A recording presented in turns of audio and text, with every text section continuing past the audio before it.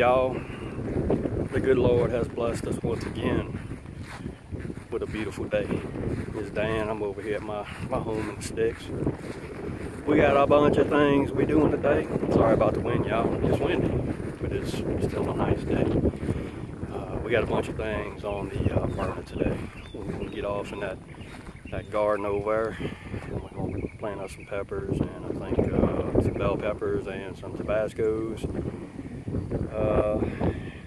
Let me get all my stuff together and we're gonna jump into it. Y'all, when you're checking your cucumber plants or any kind of plant, just remember to take particular care to look at the leaves. As you can see I'm getting a little bit of aphid damage on these cucumbers. Let me show you one of the culprits. I don't know if you can see him. There he is. He's some kind of worm of some sort that likes cucumber leaves. I imagine any kind of leaf, but you need to watch out for these guys right here. This cucumber plant actually had a beetle on it, and I squished him. This guy right here, he's finna be chicken food. What I'm doing is I'm just reworking this ground and turning it over. I have a few pepper plants and I'm just going to go ahead and plant in this bed, kind of like a companion type planting method. I don't know if cucumbers and peppers go well. They might cross-pollinate and I might get some hot cucumbers, who knows, but we're going to do it anyway because we got a bunch of a few pepper plants we need to put out, and I hate to just see them sit in the trays and then they'll get root bound. So that's what we're going to do. So give me a second and we're going to play around with that for a minute. Alright y'all, as you can see we have a few Tabasco peppers. You can see that they become not so much root bound, but they have a lot of really good root growth. I looked underneath the cell pack that they were in this, and they didn't have very many roots coming out of, well, actually no roots coming out of the bottom, so I think we're good as far as putting them in the ground. But we have 1, 2, 3, 4, 5 plants, and we're going to put them in front of these peppers. I don't think that they're going to get tall enough to where they actually shade, put them in front of the cucumbers. I don't think they're going to get so big where they're actually going to shade the cucumbers, but we'll find out. First thing we're going to do is, let's start on this one because he's actually already out. Same thing as usual, we're going to dig down a little bit. I'm going to plop this guy in the ground just like that, and we're going to cover him up. Give him a little push. We'll cover him up.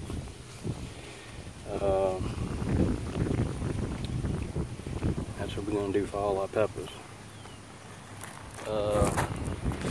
What I wanted to tell you is, when I went to a local co-op here in my county, I was talking to a few people, and an old fellow overheard me talking to the folks that work at the co-op about blossom end rot or root rot, and he didn't say anything, and I wandered off into one of the aisles and I was looking at all of the blossom end rot products that they had for sale, the sprays, liquids, and all that stuff. And this old fella that evidently he's been gardening for a long time, he said, "Son, what you need to do is get you a hold of a bag of calcium nitrate," which is, I'll show y'all a picture of it. He said, your wife might not be happy, but sneak you out a teaspoon and just store it in that bag. And what you do is, about 1 inch away from the plant itself, you dig you a little hole with that teaspoon. Take your teaspoon of that calcium nitrate and you plant it, you put it in that hole and you just cover it and water them in. He said, and you ain't gonna have a lick of problems. I said, well, I sure give it a try. And you know what? He was right. So I'm finna show you in a second. Let me go on and get these guys in the ground. That is calcium nitrate. I've been having this bag for quite a while, and it lasts a long time. So let me get all these guys in here and I'm gonna show you what I'm finna do next. Alright y'all, this is what it looks like. Dug a little hole about maybe an inch or so away from that stalk.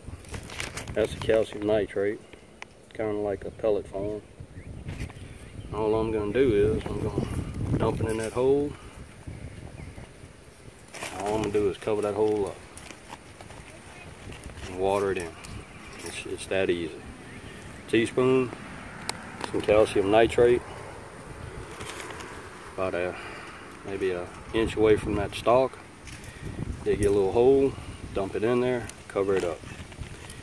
And I've been doing it this way for several years now. It's time consuming, yes, but last year, I wish I would have took some pictures of it or some video of it, but last year Denise and I put up about 30, 35 maybe, 25, 30 quart-sized bags of maters that we stewed down, peeled, and we use them in chilies and spaghetti sauce and stuff like that.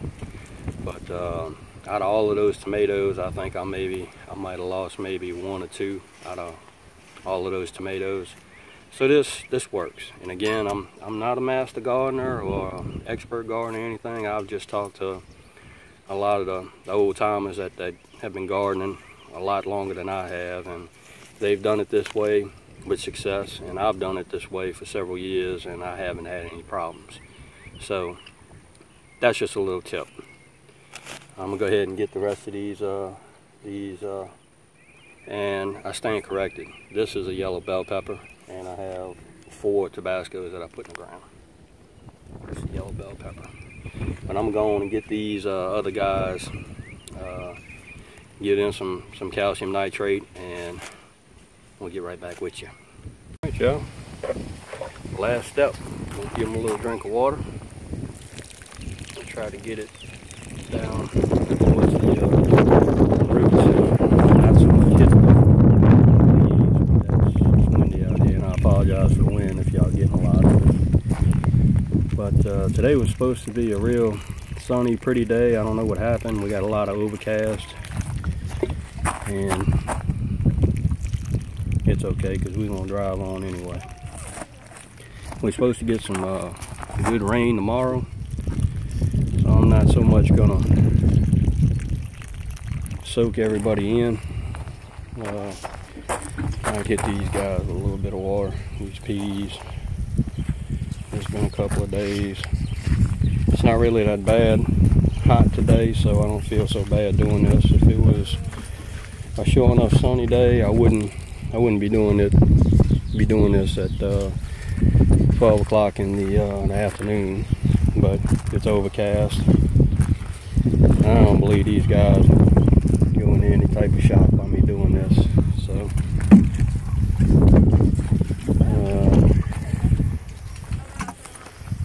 give them a little shot of water. Doing good. Alright.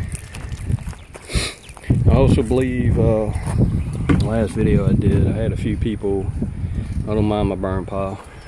We gotta burn some stuff. But actually over here, this is my my home place, the Casa El Refri. I have about 12 acres over here. Got a couple of pecan trees down there. I actually go past that wood line right there, another acre or so. In this area, let me zoom in. In this area right here where you can see that terrace that bends, let me zoom out.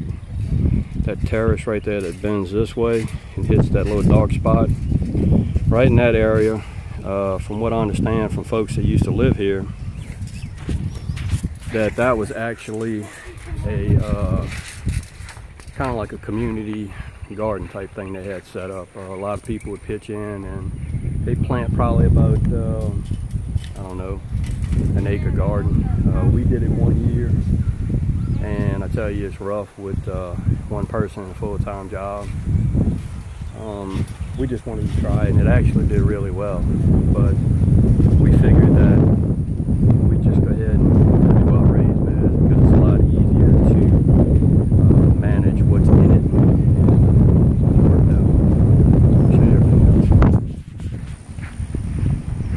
Ugh. Ugh.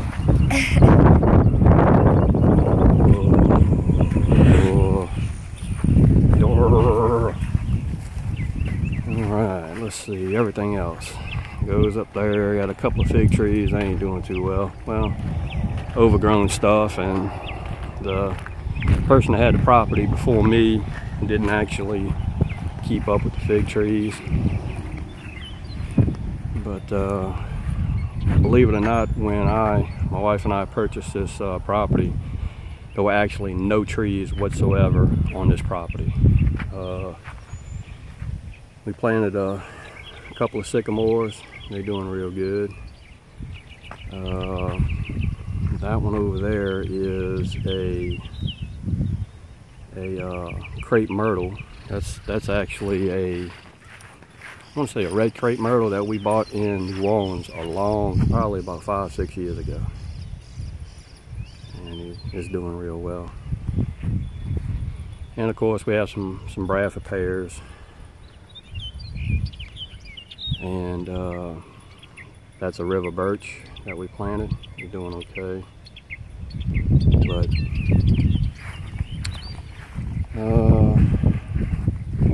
there's my shack, and that wily thing right there is another flowering Bradford pear, which is in the way of everything. But that's cool. I told my wife I was going to put a chainsaw to it, and she didn't like that too well. It'll be okay. And I actually have a couple of acres fenced in for, we had several horses. We just have one left. That's old Punky down there. He's just chilling, eating some grass.